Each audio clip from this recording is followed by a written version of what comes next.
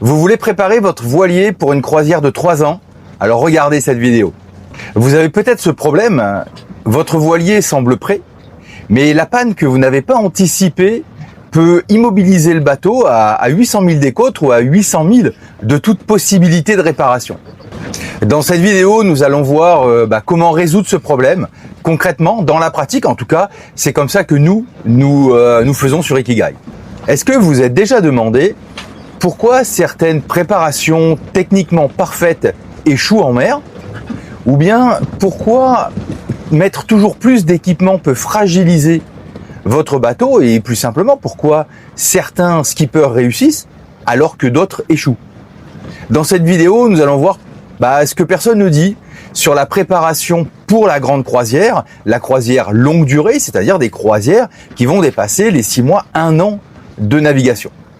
Et si le problème n'était pas le matériel, mais plutôt l'architecture globale du système, c'est-à-dire le système bateau, équipage, maintenance.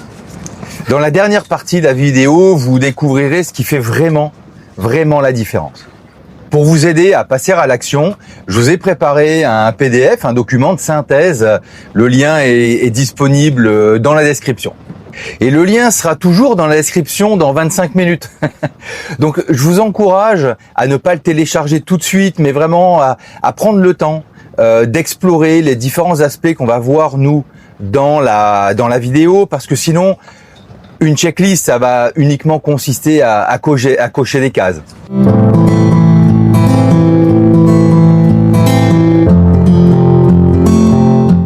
Bienvenue sur Ikigai Voyage, la chaîne où on parle de voile, de voyage et de changement de vie. Pour ceux qui ne me connaissent pas encore, je m'appelle Lilian Dupré. Je suis psychologue spécialisé en gestion du stress, en préparation mentale et en conduite de changement. Et depuis maintenant plus de 25 ans, et ça commence à faire quelques années, j'accompagne des particuliers, des professionnels vers l'atteinte de leurs objectifs. Je suis également Yachtmaster, certifié par la RYA au Royaume-Uni. Et depuis 2022, avec ma famille, en tout cas avec Moufida et nos 2 filles, nous avons décidé de laisser derrière nous notre ancienne vie. Et nous naviguons à bord d'Ikigai au gré de nos projets personnels, de nos projets familiaux et de nos projets professionnels. Et si je vous parle aujourd'hui de préparer son voilier pour une croisière de 3 ans, c'est bien que cette préparation est très différente de la préparation qu'on peut avoir sur une croisière qui va durer, une croisière estivale par exemple, d'1 mois, de 2 mois, ou même sur un tour de l'Atlantique qui va durer 1 an. Et pour s'en convaincre, il suffit d'être allé au Cap-Vert par exemple et de s'apercevoir déjà sur ce premier tronçon de navigation comment certains bateaux ont été vraiment immobilisés pour une période qui peut être un peu longue, ou bien sur les arrivées de transat et d'échanger avec certains plaisanciers, certains skippers au sujet des casses et des grosses difficultés qu'ils ont pu avoir sur cette transat. Sur Ikigai Voyage, je vous aide à transformer votre projet de vie en mer en une réalité concrète, préparée et sereine. Dans cette vidéo, j'aimerais partager avec vous les raisons qui font que beaucoup vont échouer sur cette préparation longue durée, les raisons également pour lesquelles ça bloque réellement, et puis surtout quelles sont les solutions, quelles sont les solutions que nous avons adoptées sur Ikigai pour dépasser ce problème, résoudre ce problème. Bon allez, trêve de bavardage, nous allons passer directement au cœur du problème. Pourquoi tant de préparations échouent avec apparemment un bateau parfait? Le problème réel. Alors cette partie, elle va pas être très longue, parce que l'équation elle est extrêmement simple. C'est que beaucoup vont imaginer que plus d'équipement égale meilleure préparation. Et en réalité, le problème vient d'une architecture de résilience qui va être inexistante. Je me souviens, en étant au Cap-Vert, à côté de nous, il y avait un bateau, alors un super bateau, hein, bien équipé, tout neuf, électronique complète, des salles, voilà, tout ce qu'il faut pour être bien pour partir. Et en fait, le problème, c'est qu'il était immobilisé. Et alors, moi, je vais le dire avec des termes un petit peu analytiques, c'était un défaut d'analyse des systèmes critiques et puis des points de rupture uniques. On en avait parlé dans notre précédente vidéo, je vais pas revenir là-dessus. Alors, dit autrement, de manière beaucoup plus simple, il n'avait qu'un seul régulateur MPPT, ce régulateur a cassé et pas de possibilité, pas de redondance. Et pas de possibilité de réparer immédiatement. La conséquence a été une immobilisation relativement longue, parce que faire venir ce type de régulateur au Cap-Vert, ça prend un certain temps. Et encore une fois, et c'est pas la peine d'épiloguer trop, parce qu'il y a pas plus à dire là-dessus, c'est que beaucoup échouent parce qu'ils pensent en termes d'équipement, au lieu de penser en termes d'architecture résiliente. Alors pourquoi ces blocages surviennent et quelles sont les conséquences sur le bateau et sur l'équipage? Pourquoi ça bloque? Quelles sont les raisons de ces blocages en fait? Alors il y a 3 raisons principales, hein. La première raison, ça va être une accumulation technique sans hiérarchisation. C'est-à-dire que on va accumuler des équipements, des panneaux solaires, des salles, etc. Mais on va pas nécessairement se poser la question, quels sont les systèmes qui, s'ils tombent en panne, vont immobiliser complètement le bateau. La deuxième raison, c'est une absence de cartographie complète. Alors, théoriquement, on devrait avoir ça sur les bateaux neufs. Pas tous avec des bateaux neufs non plus. Et puis parfois, les bateaux ont été améliorés, et au final, on n'a pas une cartographie précise des systèmes électriques, par exemple. On n'a pas formalisé non plus de manière précise la distribution de carburant ou le système de carburant. On n'a pas une liste des pièces critiques qu'on doit embarquer. Le résultat de ça, c'est qu'en fait, on a eu un système complexe qui n'est pas maîtrisé et qui donne pourtant l'illusion d'être sous contrôle. La troisième raison, elle est double. On va avoir l'illusion du neuf et puis la sous-estimation de l'usure.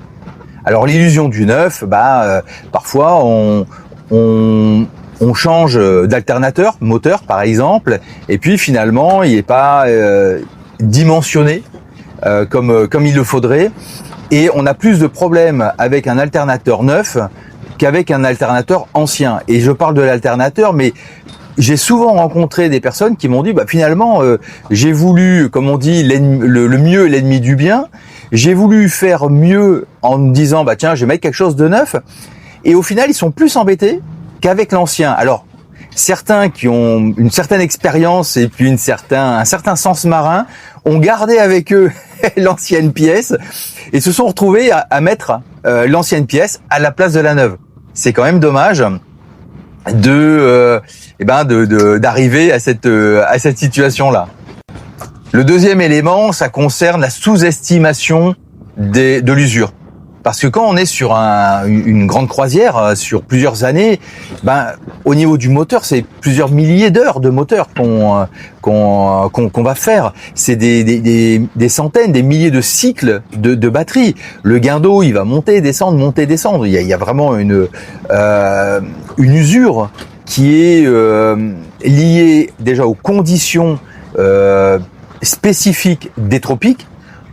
Un soleil très très fort, un milieu marin comme on peut le connaître par exemple en Méditerranée ou en Bretagne, mais là il faut pas sous-estimer l'usure prématurée de tout le matériel lorsqu'on est très très proche de l'équateur, sur le 10e, le 12e, le 14e parallèle. On n'est pas comme en France au 43e parallèle, et là je peux vous dire que le soleil il tape très très fort. Et pour ceux qui ont cette expérience, je vous encourage à répondre à cette question. Est-ce que vous remarquez une réelle différence dans cette usure entre ce que vous pouviez faire avant le départ pour votre grande croisière, dans l'usure du matériel, et puis l'usure réelle, concrète que vous constatez aujourd'hui à propos de vos équipements. Si cet aspect vous parle, n'hésitez pas à le partager en commentaire. Les points que je retiendrai sur ces deux premières parties, ça va être l'absence d'une architecture résiliente. Ça va être également une accumulation d'équipements non maîtrisés, puis une absence de cartographie de l'ensemble précise de l'ensemble de nos systèmes. Bon, là, il est temps de passer à la troisième partie, qui pour moi est la partie la plus importante. C'est comment concrètement, quelle est la méthode que nous utilisons et que je partage aujourd'hui avec vous pour préparer votre bateau à tenir 3 ans, au moins 3 ans de navigation. La méthode concrète. Alors, je vais vous donner la méthode étape par étape que nous suivons sur Ikigai. Alors, je vous dis pas que c'est la meilleure, je vous dis pas qu'il faut absolument suivre cette méthode-là. Vous pourriez même vous adapter cette méthode à ce que vous faites déjà et qui vous correspond mieux. C'est simplement la façon dont nous procédons sur Ikigai. L'étape 1, c'est la clarté stratégique. Avant de s'engager sur des modifications techniques, il y a pour nous des points qu'il est important de préciser. Le premier point, c'est la définition de votre zone de navigation. Parce que c'est pas du tout la même chose de naviguer en Méditerranée, en Atlantique, dans le Pacifique, de naviguer en zone tropicale ou dans des régions froides. Donc ça, c'est quelque chose qu'il est important de clarifier dès le départ. Le deuxième point concerne votre niveau d'isolement accepté. Est-ce que vous allez retourner régulièrement en marina ou pas? Vous voyez, nous, par exemple, depuis qu'on est parti en 2022, on a transaté en 2022, on est arrivé au marin et lorsqu'on a quitté le marin 2 semaines après, c'est-à-dire courant janvier, on a transaté en décembre 2022, c'est arrivé le 31 décembre en Martinique et on a pris 2 semaines pour récupérer et puis ensuite on a commencé notre périple. Depuis ce temps-là, on n'est jamais retourné en marina, ni dans un port. Vous voyez, on a un niveau d'autonomie, un niveau de distance qui est quand même assez important par rapport à la marina, et ça a été uniquement au moment du carénage où on a ressorti Ikigai de l'eau, et c'était en 2025. Le troisième point, ça va être l'évaluation de votre niveau de confort non négociable. Ça, c'est très très personnel. Certains vont dire, moi, il me faut un four, un dessal, une clim. Voilà. Ça, c'est très très personnel, mais il faut bien identifier votre niveau socle, celui en deçà duquel, niveau de confort, vous ne voulez pas descendre. Le quatrième point va concerner votre capacité financière de maintenance sur 36 mois. Voilà. Quel est le budget de maintenance du bateau que vous allez avoir pour les 36 mois? Et le dernier point dans cette clarification, quel est votre seuil de risque acceptable? Est-ce que, par exemple, vous partiriez avec un seul pilote auto? Est-ce que vous partiriez uniquement avec un gréement neuf? Ça, c'est vraiment également très personnel. Et je vous encourage très fortement à poser tout ça sur le papier avant de vous embarquer dans des actions d'équipement du bateau. La deuxième étape va consister à formaliser votre architecture technique exhaustive, c'est-à-dire quels sont les systèmes, quels sont les sous-systèmes. On peut décrire ça sous forme de système, sous forme de module. Ça, c'est à chacun de voir avec quoi il est le plus familier, en fait. Par exemple, on va avoir un premier module qui va être le module structure coque. À l'intérieur de ce module, on va avoir par exemple l'inspection de la jonction entre la coque et le pont. Ça peut être également les points de compression, la visserie, les cadènes, la jonction quille-coque également avec l'étanchéité et le joint d'étanchéité entre les deux. On va avoir également dans ce module-là la liste de toutes les pièces qui vont être importantes à avoir sur le bateau concernant chacun de ces points. Deuxième module, pour nous, c'est le gréement dormant. Alors dans le gréement dormant, on va avoir l'état des haubans, par exemple, l'âge des haubans. Et puis, nous, ce qui nous a semblé important, c'est on a changé le gréement parce qu'on ne connaissait pas l'âge du gréement. On ne savait pas quand est-ce qu'il avait été changé pour la dernière fois. Donc en sachant qu'on partait pour de nombreuses années, on s'est dit bon, on remet les compteurs à zéro et puis on change le gréement. Mais ça peut être aussi au niveau du gréement dormant, la tension, hein, les tensions initiales, les tensions dynamiques. Et bien évidemment, encore une fois, quelle est la liste de ce qu'on doit avoir concernant ce module-là? Ça peut être des serre-câbles, des ridoirs, des manilles, voilà. Tout ce qui est indispensable concernant le gréement dormant. Est-ce que j'ai une liste de tout ce que je dois avoir sur le bateau? Troisième module pour nous, c'est le gréement courant. Donc là, ça va être une inspection régulière de tout ce qui est couture, de tout ce qui est état de la ralingue, tout ce qui va être également les bandes anti-UV, etc. Et puis ça peut être aussi un renforcement proactif de tous les points de friction.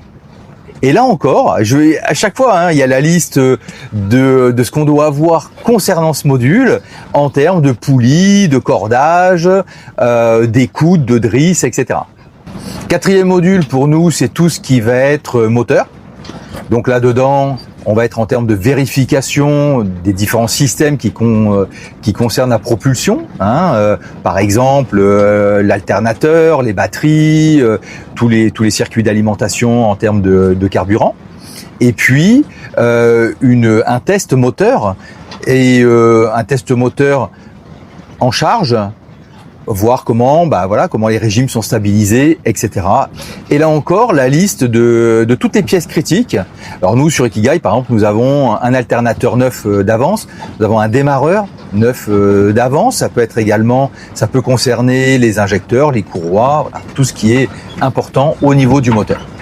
Le cinquième module, c'est le module qui concerne les circuits de carburant. Alors, c'est vrai qu'ils sont un peu reliés à la propulsion, le module d'avant, mais nous, on fait un zoom particulier sur celui-là. Donc, ça va être l'inspection, par exemple, des réservoirs.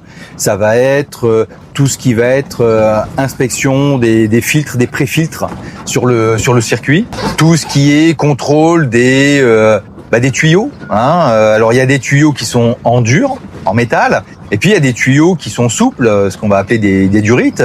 Donc on a ce contrôle-là, on va avoir le contrôle également des micro-fuites qu'on peut avoir sur ces systèmes. Et puis la liste de toutes les pièces critiques. Donc là, ça va concerner par exemple les filtres, des clapets anti-retour s'il y a besoin, de la durite, voilà, toutes les pièces qui peuvent être attenantes à ce système-là et qui, si elles viennent à lâcher, si on n'a pas la pièce de secours, là, on est quand même très très embêté. En tout cas, le bateau est immobilisé. Le sixième module pour nous sur Ikigai, ça va être l'énergie.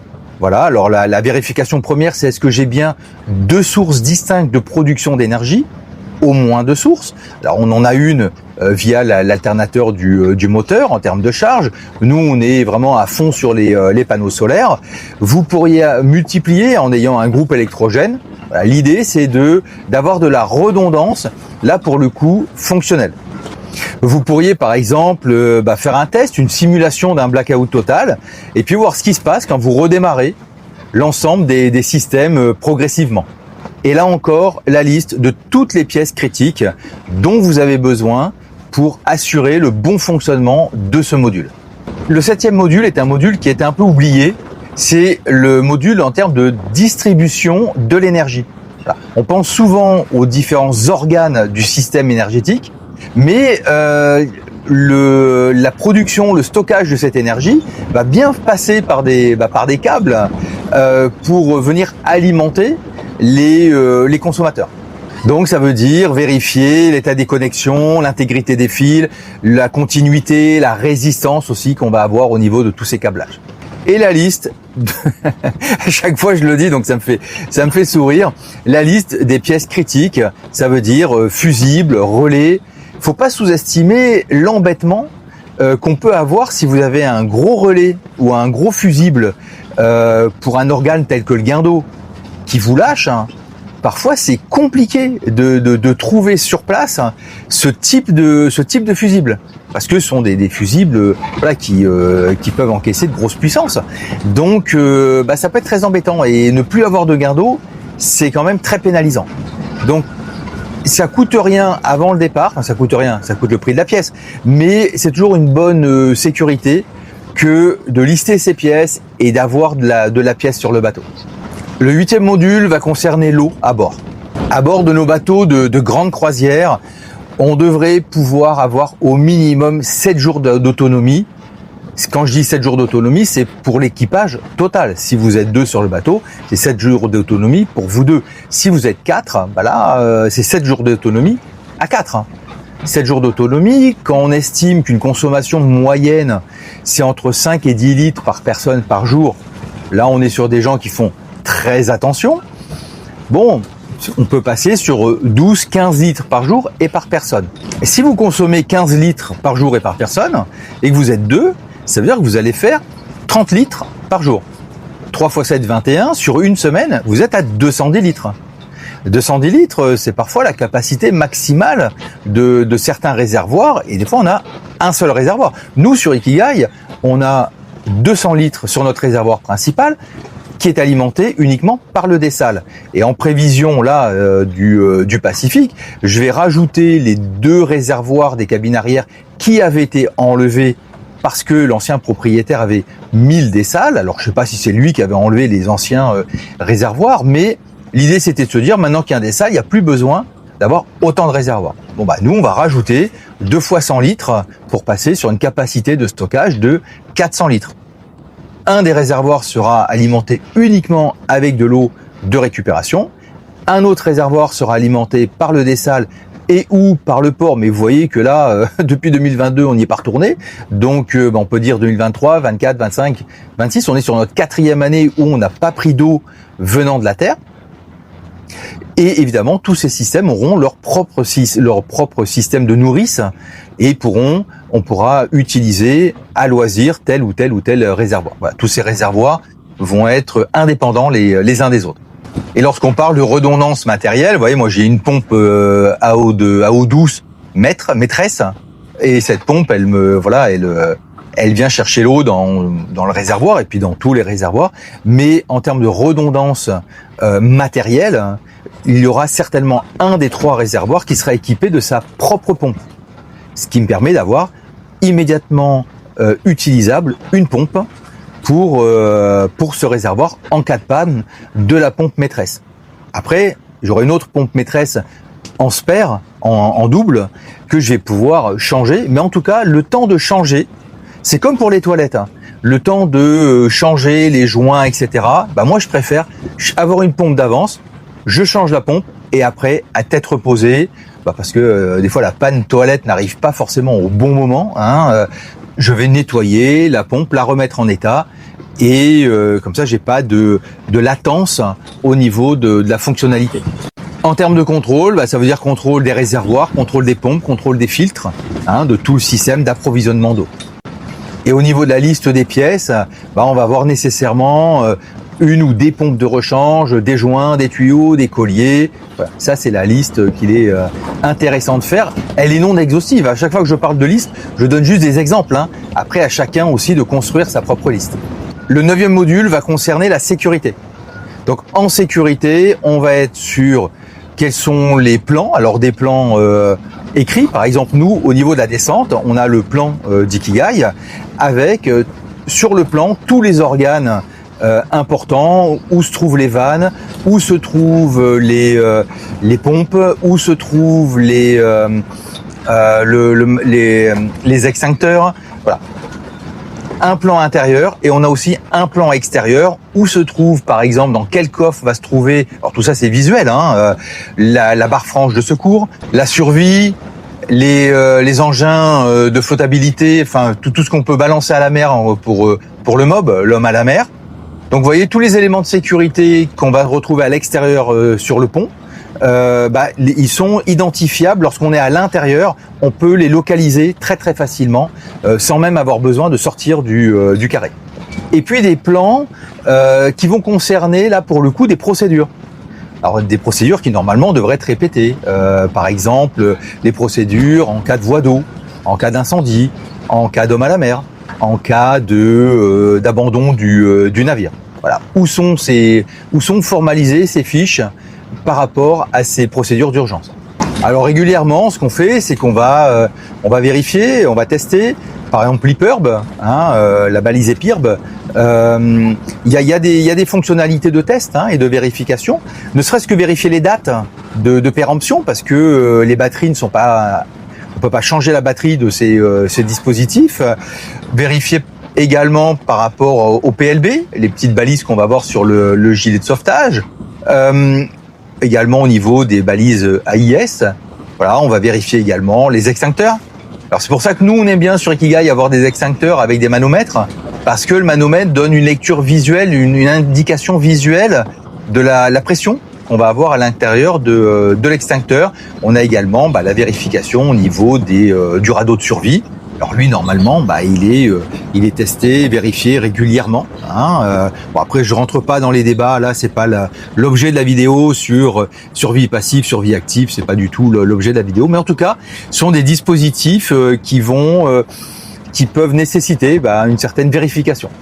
Et là aussi la liste des pièces critiques, des éléments critiques, ça va être les gilets de sauvetage. Est-ce qu'il faut changer la bouteille? Est-ce que la petite bouteille d'air comprimé? Est-ce que on est arrivé à la date de péremption du dispositif? On va également avoir des pièces qui vont concerner par exemple les fusées, parce que là aussi il y a des dates de péremption. En fait, sur la partie sécurité, quasiment tout. Pour tous les dispositifs, on a pour quasiment tous les dispositifs, on a une date de péremption. 10e module, le mouillage. Alors le mouillage, c'est facile, on va vérifier tout ce qui va être l'état de l'encre, de l'émerillon, de la chaîne, tout ce qui constitue une ligne de mouillage. On va également penser à vérifier le câbleau pour ceux qui ont du câbleau, et puis l'état du mouillage secondaire. Alors au minimum, on a 2 encres. Bon, c'est bien d'en avoir 3 sur la grande croisière, avec les lignes de mouillage qui vont avec. Ça peut être aussi la vérification de l'orin, pour ceux qui ont un orin. Ça peut être également tout ce qui concerne le point d'étalingue, la jonction chaîne-coque. Vérifier aussi d'avoir un couteau qui permet de libérer rapidement la jonction ligne de mouillage. Alors ça peut être le câbleau pour certains, ça peut être de la chaîne pour d'autres. Pour nous c'est de la chaîne parce que on est sur un dispositif tout chaîne. Voilà. En tout cas, la capacité que vous avez à larguer rapidement cette jonction-là. Et là aussi, la liste des pièces, des éléments qui vont être importants d'avoir à bord concernant ce module. Notre 11e et dernier module concerne la navigation. Donc là, ça va concerner la vérification des GPS secondaires, également, des cartes papier, est-ce qu'elles sont à jour, est-ce qu'on dispose des cartes pour la zone de navigation, l'AIS, tout ce qui va concerner la navigation. Si vous naviguez au GPS ou si vous avez un GPS pour la navigation de secours, c'est bien de vérifier aussi si vous disposez des almanachs et de toutes les grilles dont on a besoin pour faire les calculs. Est-ce que vous avez également un dispositif qui vous permet de comptabiliser? Nous on a, alors je vous le montrerai peut-être un jour, on a un dispositif qui nous permet de compter, de comptabiliser le nombre de milles nautiques parcourus, un dispositif totalement mécanique et qui n'utilise pas d'électricité. Concernant la liste des pièces critiques, ça peut concerner aussi bien des batteries de rechange, des piles de rechange, les chargeurs, les connexions fils, les chargeurs de piles, les chargeurs de batterie, mais également, comme on fait beaucoup de navigation électronique, ça peut être aussi tous les dispositifs NMEA 2000. Pour nous, c'est du Seatalk, Raymarine. Donc, tout ce qui est backbone, tout ce qui est fil, câble, tout ce qui est connecteur, tout ce qui est petits bouchons, etc. Ça peut être intéressant d'avoir ça en secours. Étape numéro 3, c'est la suppression de tous les points de rupture unique. Alors, les points de rupture unique, j'en ai parlé dans la vidéo précédente, donc vous pouvez vous référer à cette vidéo si vous voulez un petit peu plus d'informations. Là, on va reprendre l'essentiel de ces éléments-là.